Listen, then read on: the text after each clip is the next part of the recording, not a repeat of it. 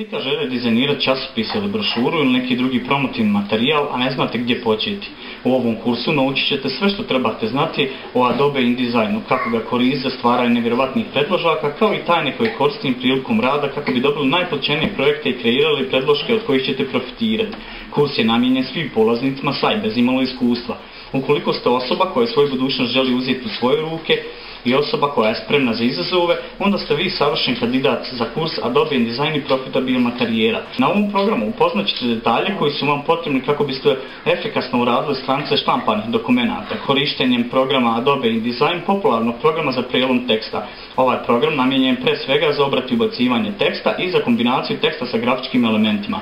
Upoznat ćete se sa uklapanjem teksta i slika u okviru stranica, odnosno izradi kompletnog magazina ili brošure ili nekog drugog promotivnog materijala. Ali to nije sve. Najveća razlika u odnosu na standardne kurseve jeste što cijelo vrijeme sve radimo kroz praksu, odnosno radi. Na taj način stičemo maksimalnu praksu, a druge zamorne teorije ostavljamo na stranu. Ja sam Adis Čengić, vaš instruktor kroz kurs Adobe InDesign za profitabilnu karijeru.